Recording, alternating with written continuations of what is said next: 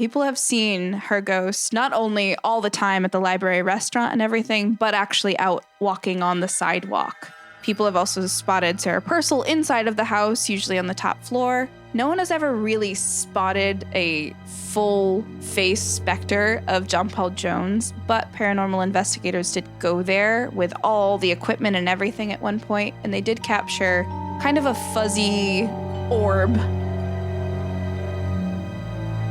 Welcome to Seacoast Stories, a podcast about the people, businesses, and newsmakers that make the Seacoast an American hidden gem. I'm Troy Farkas, and on today's episode, the terrifying stories of Portsmouth's haunted past and how to protect yourself from the spooky spirits around you at this very moment. Mwahahaha.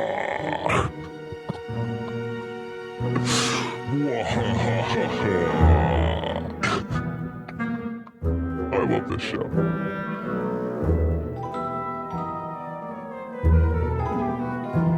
Today's guest is Juniper Pickwick.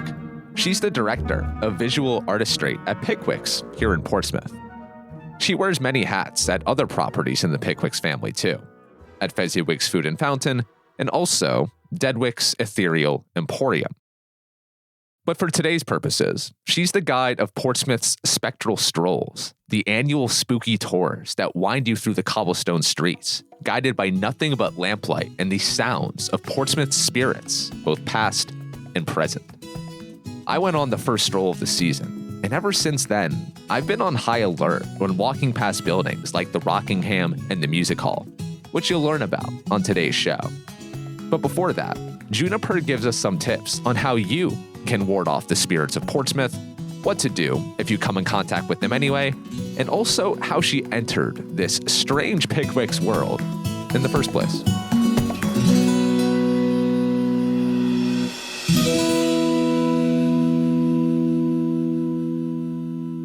In 2019, I found myself on Mr. Pickwick's doorstep, very much an orphan begging for some more. I loved the Pickwick's world and I wanted to join the family.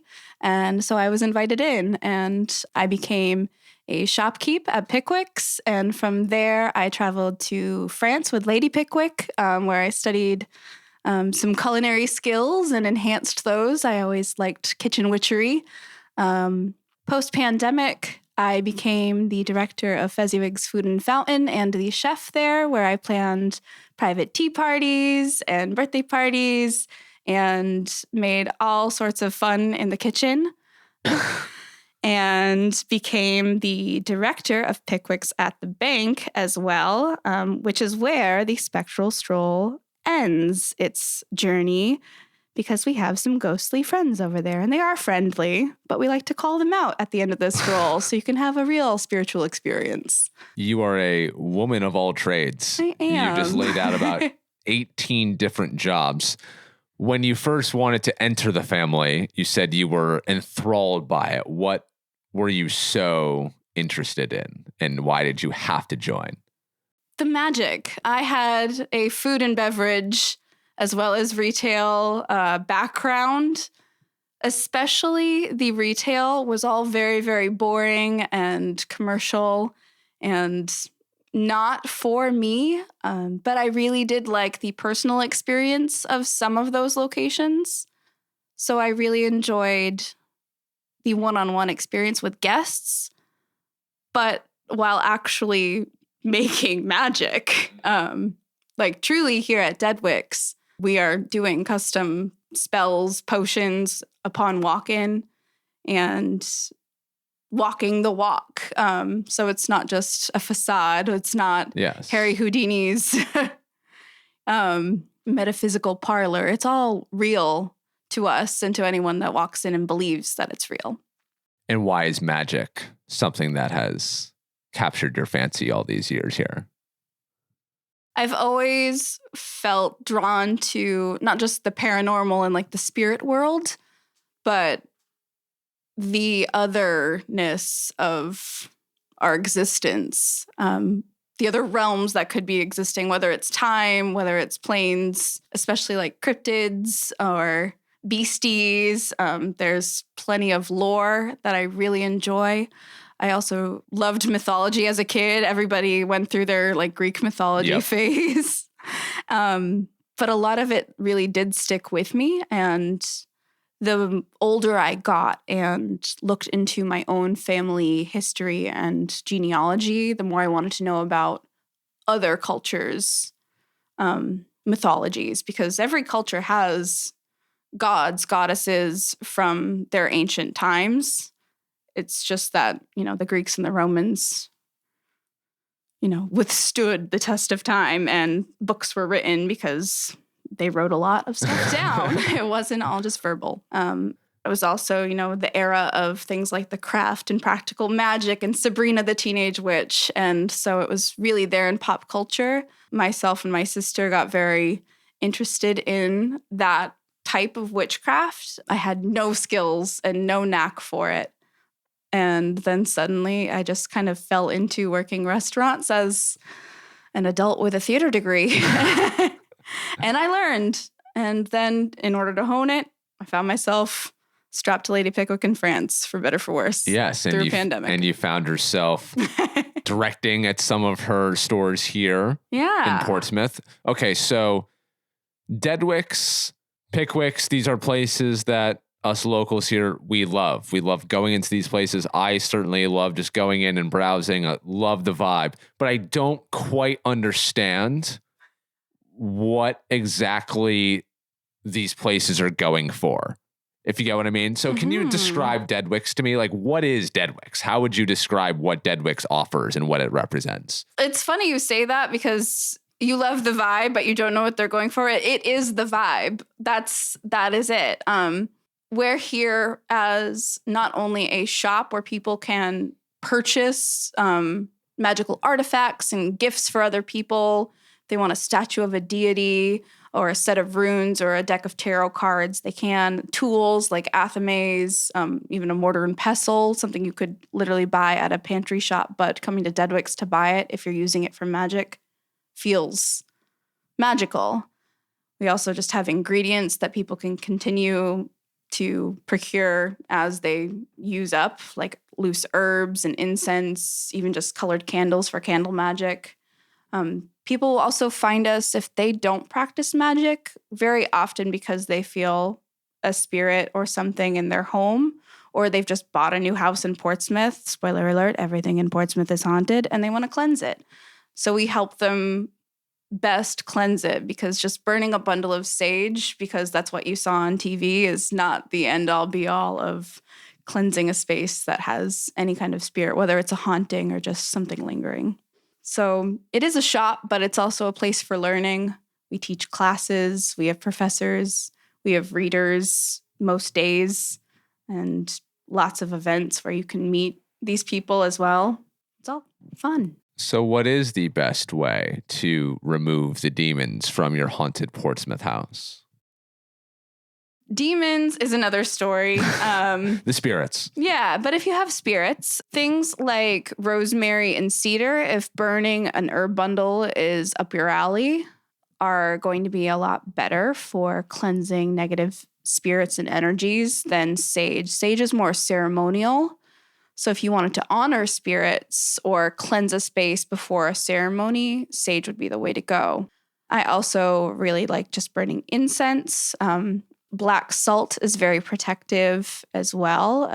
And selenite is just a neutralizer. So putting selenite in like the four corners of a foundation of a home can just neutralize vibrations. So if you don't want the spirit to go away, but you want it to hush, maybe it's a little too active, it's keeping you up at night, coming into your dreams, it's not anything they did wrong, they're just a little bored or lonely, but you don't want it, that's okay. I always say that spirits are like guests in another country. This is our realm, so if they want to linger in our realm instead of going off into their own, they are guests now. Like, they've moved out of the country. They are no longer a resident. So when they come back, they have to respect the locals. And you are allowed to tell them, as if they are a guest in your home on your plane of existence, you can leave now, or I'm all done, or I don't want to have a conversation with you, and set those boundaries. And so I prefer boundary setting when I feel that it's just a spirit around. A haunting is a completely other story, and I usually recommend a professional. And there are plenty. We know some here at Deadwick's.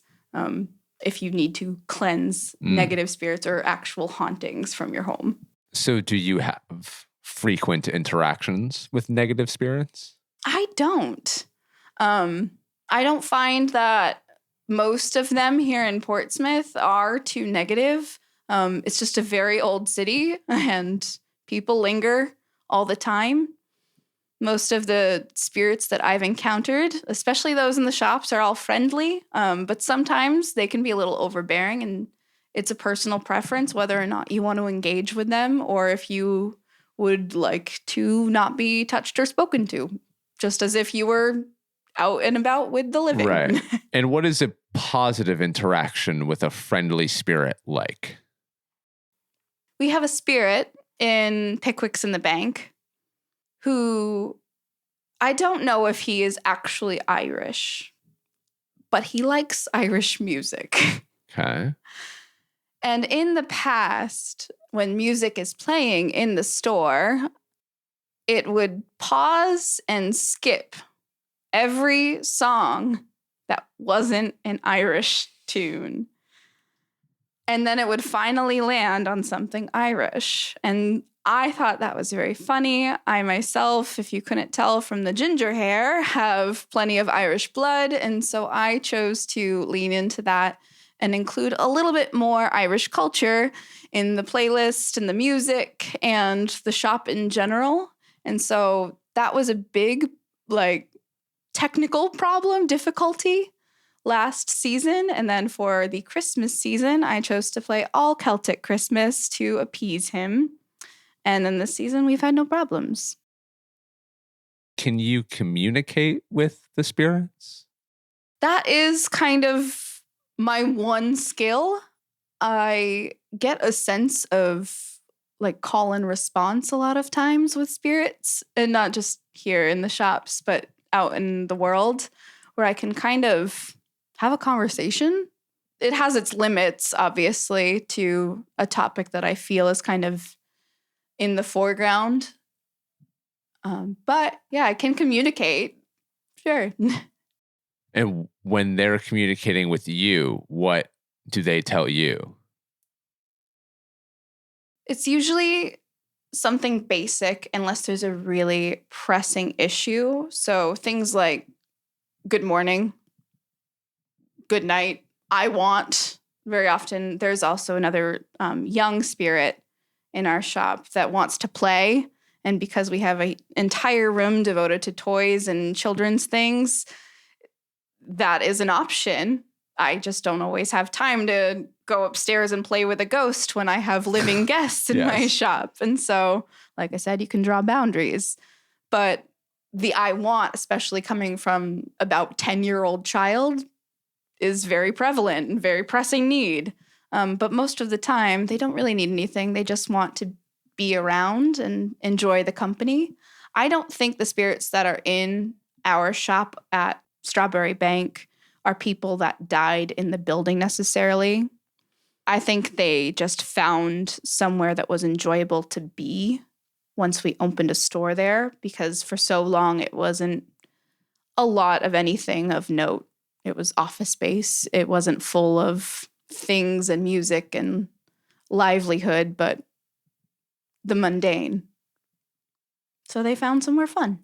So for someone like me who is not in touch with the spirits all the time, maybe encountering them, but isn't necessarily aware that I'm encountering them, what are the telltale signs that I may be encountering a spirit?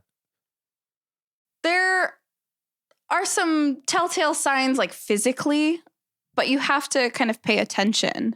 It is human nature to write off a lot of the signs and try to explain them. And to an extent, I think that's good because you don't want to jump to conclusions every time the wind blows a door shut or a window falls shut or anything like that. But footsteps, whistling is a really big one for a lot of people.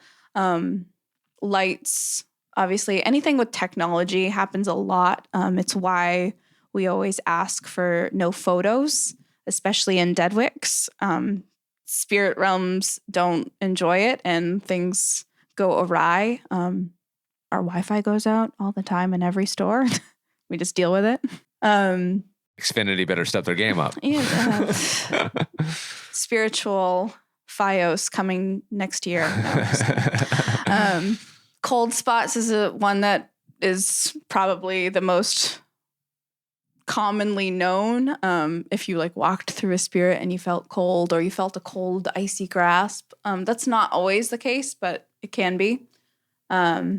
I more say if you just open yourself to the possibility, and we'll call that like the third eye or whatever you want to believe in, you'll start to be more receptive to those things.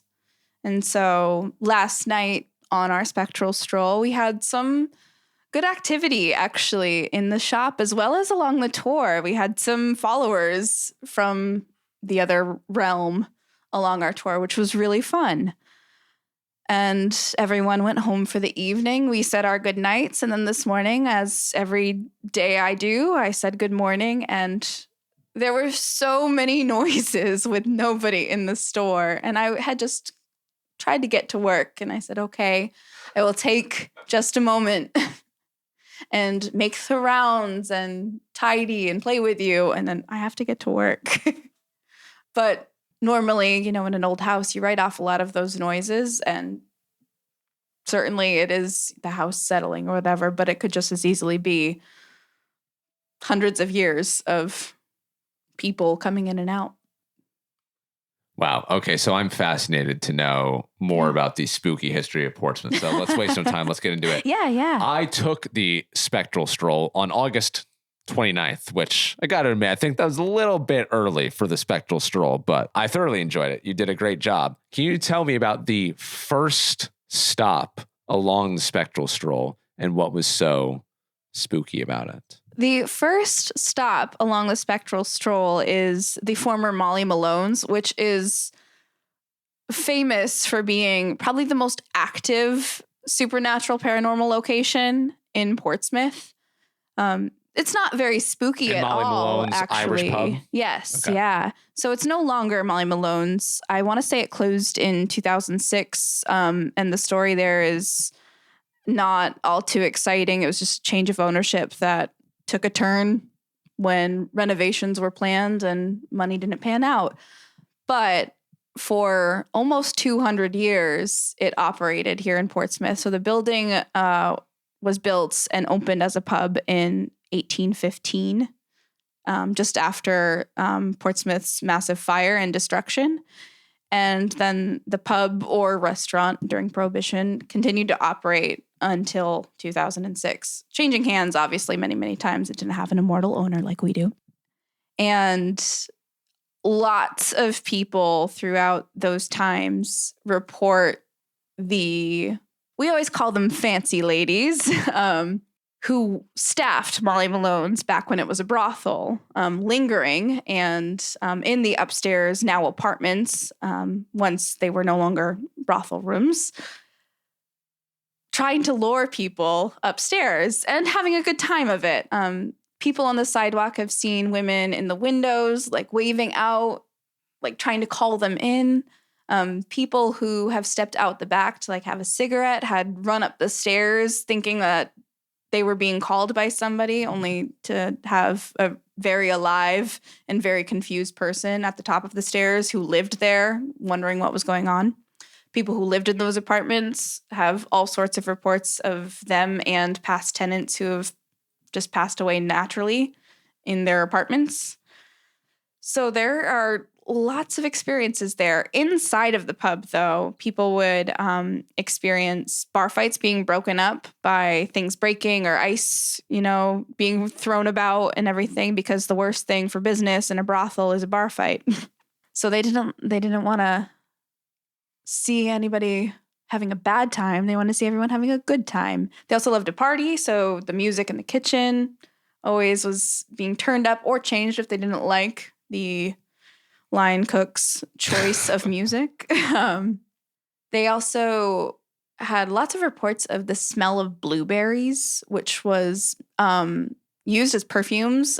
Blueberries obviously grow around here. And if you didn't have money for custom-made perfumes, which was really the only way to get perfume back in the 1800s, 1700s, you would make your own out of ingredients. If you didn't have flowers, because it's winter half of the time here, you would use fruits, and you could macerate them and make a perfume out of it. And so they would make perfume out of blueberries. And so instead of smelling like a dank old Irish pub, the smell of blueberries would kind of waft in and out from time to time. There was also a story of a bathroom stall getting locked from the inside with a floor-to-ceiling door and a slide lock. And so very unlikely the door locked itself. Fire department was called. The door was broken down because it was the end of the night and they thought somebody had passed out inside, obviously, and wanting to be safe, only to find nobody in there. And that story carried on for decades here in Portsmouth when the pub was still open. Coming up, an American naval hero's controversial love life and the history behind the music hall's ghostly past. Stay with us. This is Seco Stories.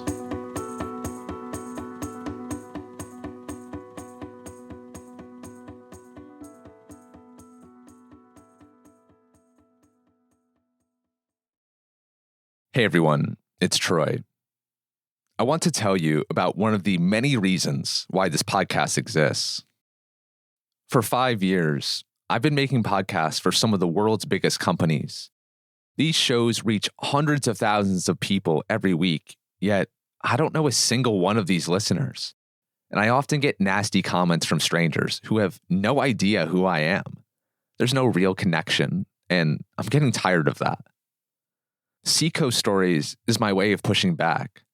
I wanted to start creating for people I know, who I might pass on the street, who would never tell me how ugly I am or how annoying my voice is. I wanted to make a tangible impact on the community and the people that I care about. In the 4 months I've been hosting this show, I can proudly say Seco Stories is making that impact. And it's because of you. You're subscribing to the show. You're pressing play. You're leaving reviews on Apple Podcasts and sharing your favorite episodes on social media. And all of this is helping with my mission of telling the stories that deserve to get told. If you haven't done any of those things yet, it would mean everything to me if you could subscribe to the show, press play, leave reviews, submit ratings, and share episodes. Thank you in advance, and also for being here today. I really appreciate it. Now back to today's story. Okay, there was also some drama. We love a good love triangle. Everyone does. Tell me about what was happening at was it the John Paul Jones house? Yeah. So the gossip at the time is that there was a little bit of a love triangle going on with John Paul Jones, who's the basically founder of the American Navy. They call him the father of the American Navy. He had worked for the British Royal Navy and declared loyalty to the colonies, and helped us win. Before that, we were really paying pirates to fight at sea for us because we did not have a navy and we didn't have anyone to command the navy.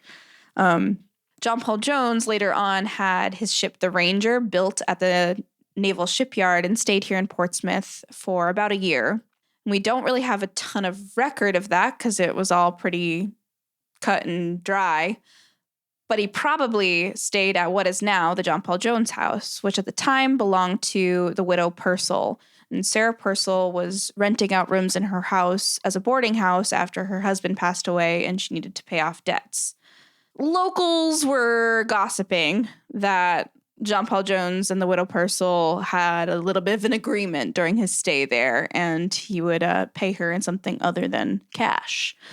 But they were also saying that the widow Langdon, Sarah Langdon, wife of Woodbury Langdon, who was a congressman back in the late 1700s, was also having an affair with John Paul Jones. And so the ghost of Sarah Langdon is seen coming out of the Rockingham, which used to be her house in the Woodbury mansion before the Rockingham was built there, and going up to the John Paul Jones house. And people have seen her ghost not only all the time at the library restaurant and everything, but actually out walking on the sidewalk and going up to the house. People have also spotted Sarah Purcell inside of the house, usually on the top floor.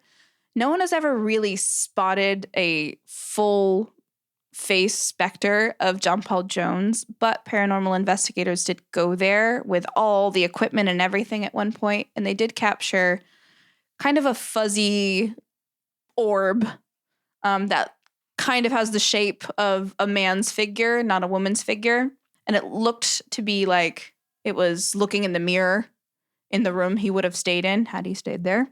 Probably, but not definitely, I always say.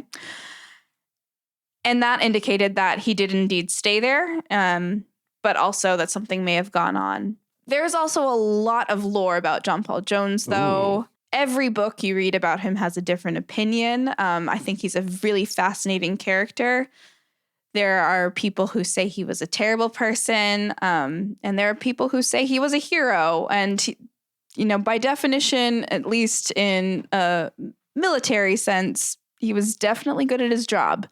Only this past tour season did I learn from somebody who once worked at the John Paul Jones house that there is some speculation amongst historians that John Paul Jones was actually gay.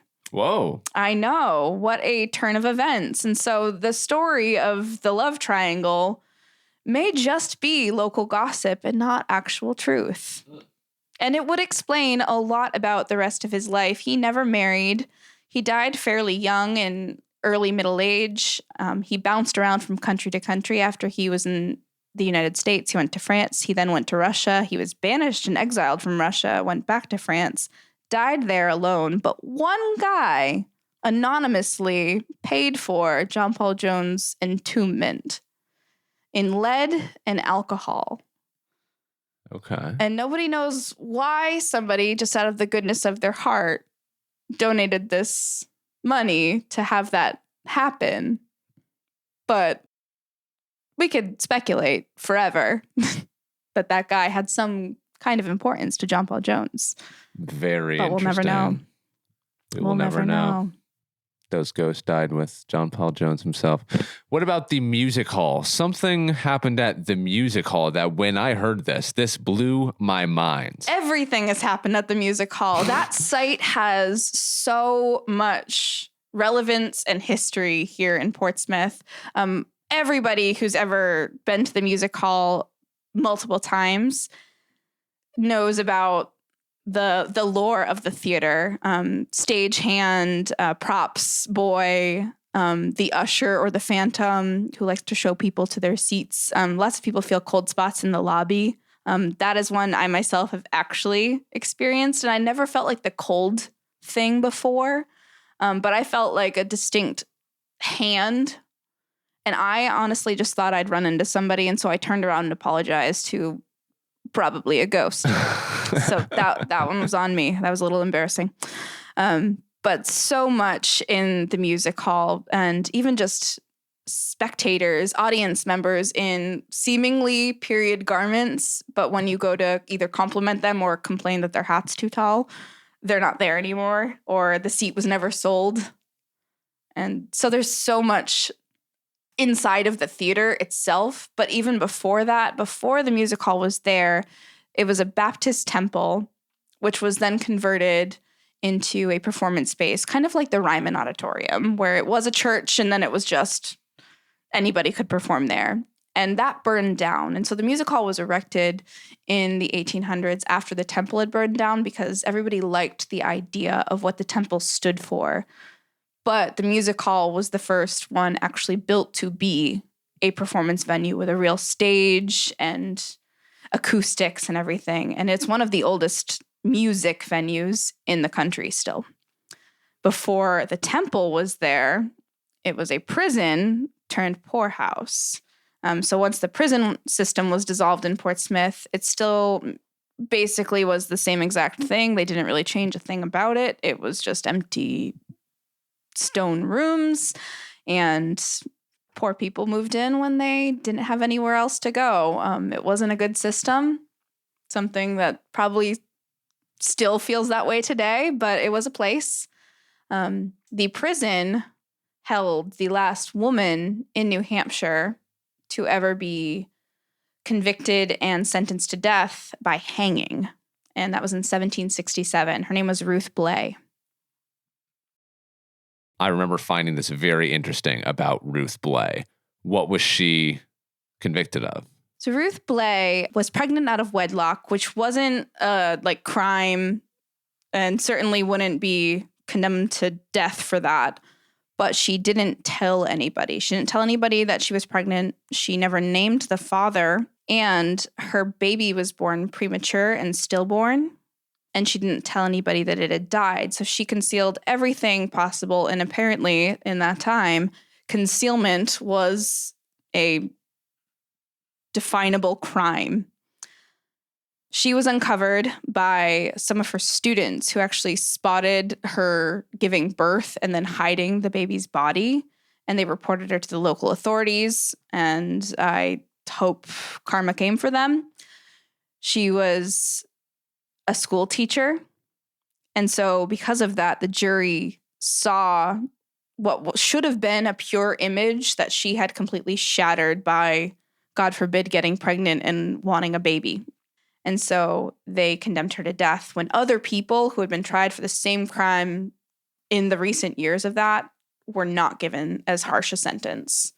And she was given a few stays of execution. There was a local legend that said that she was waiting on another and the mayor didn't want to delay his lunch. That isn't a true story, but it does show that people here in Portsmouth always kind of felt for Ruth after what happened, at least in the future eras. At the time, people were really looking for, a morality tale. Don't get pregnant. Don't stray. Ruth was a churchgoer. She was a Christian. She was a teacher. Like I said, she was a good person who just made one mistake. There's even evidence that her baby was a product of rape.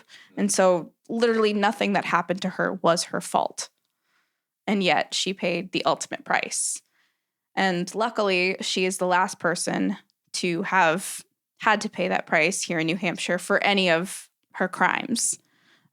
Ruth Blay's story was mostly not talked about for a long time until a book was written about her. And then a group of Portsmouth locals got together during the pandemic, mostly over Zoom, actually. And they were spearheaded by our own Newton Deadwick, the very first Deadwick shopkeep and absolutely prolific shopkeep here at Deadwick's. And he put together the Friends of Ruth Blay, who had her commemorated by a mural on Court Street, as well as a memorial stone at the South Cemetery, which is where the gallows were. So anyone who was a criminal was buried in the South Cemetery. They're just not marked, including Ruth Blay. But now she at least has a memorial stone over there. And it not only is to give some closure to her story, it's become kind of a touchstone for grieving mothers here in Portsmouth and people visiting. So anyone that has experienced miscarriage or stillbirth.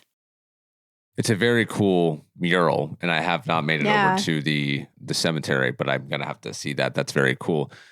You end the tour in a very spooky, terrifying setting. I was fearing for my life. Luckily, I was okay. A random person did come up from the street during our tour. I don't know if you remember this. And I told that story last night. Is this part of the tour? No. I have no idea what's going on here. Is this a work? I don't know. Anyway, it ended very spooky. When you were talking about the Smuttynose Murders. So, unfortunately for us, we can't journey out to the Isles of Shoals at 10 o'clock at night. and take everybody out there to go to Smuttynose Island to tell the Smuttynose story. But it is probably the entire seacoast's most terrifying murder story. They've made movies and written books about it. It is wild. I'm a newbie to the seacoast. I moved here a year and change ago, so I'm still learning it all. Someone like a week prior to you going deep on it had told me about, there were some famous murders there. And I was like, wait, Smuttynose is a brewery. What? It's an island where there were murders? Okay, tell me the full story. So in 1813, 2 women were murdered on Smuttynose Island in the middle of the night around 1 a.m. Nobody knows who exactly committed these murders, but the man convicted was named Louis Wagner. The mystery is that Louis Wagner maintained innocence up until they hung him. He had a 9-day trial and was absolutely guilty by jury, but the only witness and the only survivor of the murders was the 3rd woman on the island at the time, and her name was Maren Christensen. Her sister Karen and another woman, Annetta, were murdered by Louis Wagner, supposedly. Annetta was murdered by axe to the head, and the axe blade still survives, and we have the artifact. Karen was strangled with a handkerchief or something of the sort, something cloth, not rope and not hands. Because it was a time when we had some technology at hand, there is also evidence of a bloody handprint on a teapot that seems to belong to a man. So people have speculated that Maren herself killed her sisters, but they've also speculated that her husband committed the murders. Their husbands were all just fishermen. They were Norwegian. Nothing really seems super plausible, not knowing their personal details, but the evidence does weigh heavily that it was Louis Wagner just because he had been fired or let go by the fishermen recently before the murders happened, simply because they didn't need his assistance anymore, and perhaps was a disgruntled former employee. It showed that he had only intended to rob the house, knowing that the gentlemen were out on the mainland. He had run into them, but wasn't expecting to be apprehended by the women so quickly and kind of panicked. But we won't ever really know what really happened in that story, but somebody was tried and convicted and sentenced to death for the crime. And so if he didn't commit it, it is all the more spooky, I think. Having a innocent soul tortured for a crime they didn't commit only begets more hauntings. So these are just some of the highlights to expect on the Spectral Stroll, which you guys run every fall. You're actually sold out, booked out for the year on your public ones, but you do offer some private ones that are still available. I will put links in the show notes of this episode to book those things if you're interested. Now, I want to ask you, Juniper, when you're doing these tours throughout the fall, what do you personally enjoy most about this? That's a really good question.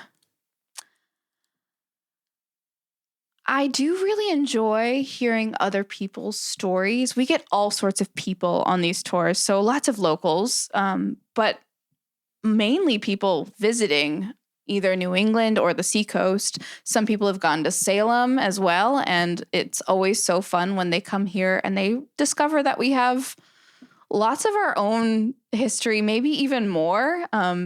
Salem is really famous, obviously, for the witch trials, but those weren't witches. They were just people accused of something that they probably weren't even really doing. It was just a mass hysteria event. And oh my gosh, I could talk about the Salem witch trials forever. This feels like a hot take. Yeah. The Salem witch trials I could talk about forever. But here in New Hampshire, that didn't happen because we weren't founded by Puritans. We were founded by economic opportunists. And the laws in New Hampshire actually forbade the use of spectral evidence. So you couldn't just say, I saw a bird that was definitely that lady. That wasn't going to fly in court. You had to actually have like a solid proof that this person, you had to have the signed agreement with the devil, basically, to convict somebody of witchcraft here in New Hampshire. People were still accusing, obviously, and there was still a stigma around it, but it was not the legal event that it was in Massachusetts. But we have all the same kinds of ghost stories being founded around the same time, and all the same kinds of spooky feelings and the vibes here in the month of October. Lots of people think that there are kind of thin spots around the globe where the veil is thinnest. So not only as we get closer to Samhain in our many witches' beliefs, does the veil thin and the spirit realm can walk the earth, but there are points throughout the world where there are portals either to an afterlife or another realm. Some people work with the Fae and other kind of cryptids where you can see those things. And that's why there are hotspots for Bigfoot and Mothman and all those things, very often in the woods, very often in rural areas. And so in New England, where we have all of those sorts of things, the vibe isn't coincidental. It is very much a hot spot or a cold spot. So you enjoy hearing the stories from other people? I do, because they all have stories. I like to ask them, have you seen a ghost? I like to ask them if they visited Molly Malone's back when it was a pub. That is always so fun, hearing people's stories at the music hall. Even one year on a Spectral Stroll, somebody came back the following week to the shop to tell us that they had then gone to a music hall show and they were able to capture a like spectral image while taking a like burst photo of the performance. So they took a motion capture photo during the performance, and in one of the middle slides, there was like a fully formed like specter on the stage. And they were so excited because they had just heard us talk about the music hall, and then they came back to show us the photo, and it was so awesome to hear. That's insane. Yeah. Now, in the winter, this is something I have to check out. I need to spend more time in Strawberry Banke overall. I haven't done too much of that aside from just the occasional It's a stroll. commitment. You can spend a whole day. I know, and I need to. Christmas time, you offer something. Yes. In Strawberry Banke. Oh, yeah. So through Strawberry Banke and Pickwick's, we have the absolute best way to celebrate Christmas if you do. And if you just want, again, vibes, all the better. Vibes. All the better. So Strawberry Banke every year has opened on the weekends for what they call Candlelight Stroll. So they're basically opening everything that can be opened at the museum and then some. There's a guy who makes punch tin lanterns, and it's incredible, and sells them right there. They'll have like a cider shack. Pickwick's at the bank becomes this like German Christmas market, and it's so magical.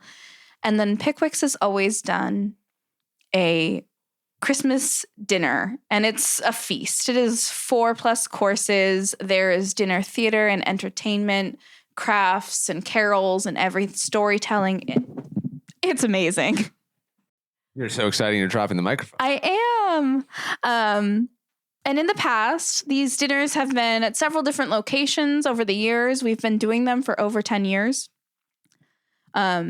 They were very famously hosted by the William Pitt Tavern at Strawberry Banke in recent years. This year, we've committed to doing some renovations at Fezziwig's Food and Fountain, and have decided to showcase that by hosting the dinners ourselves at Fezziwig's. So we'll be converting into a Victorian tavern straight out of Charles Dickens' Christmas Carol. And folks will actually get to meet some of the friends from the stories of A Christmas Carol. And A Christmas Carol is a ghost story, so it's all applicable. Well, this is incredible. I can't wait to check all of this out in the winter. We have one final question, Juniper. Yeah. We ask the same final question at the end of the episode every week to every guest. So I will ask it to you. Juniper, what is the mission that you are on in your life at this moment? suppose my mission in my life at this moment is to open everybody that I come across, at least at Pickwick's and out in the professional world, to the possibility of something they haven't considered yet, whether it's magic, whether it's ghosts, whether it's niche perfume, whether it's food that they haven't tried before. I just think we all need to accept the possibility that there's another option, that there is something else going on. And I think when we do that, we become more intelligent and more compassionate people, but you also just enjoy what is definitely happening so much more by appreciating what could also be happening at the same time. And I appreciate that about the Seacoast and Portsmouth people in general. They all seem to be very open-minded, and it is a wonderful place to be.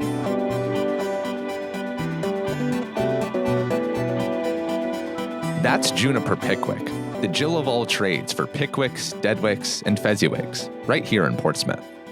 Her Spectral Strolls are sold out for the season, but if you'd like a private tour from Juniper, just visit the links in the show notes for more information.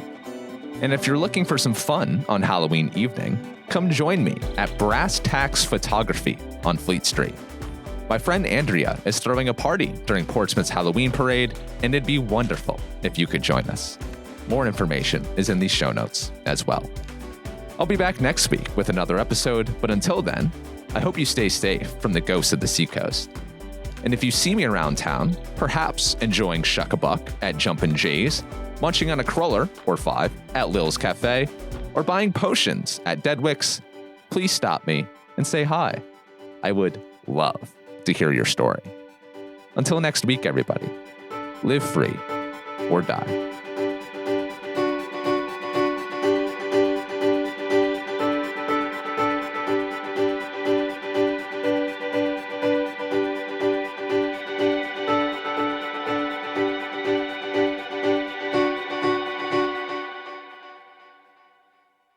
Wahahaha.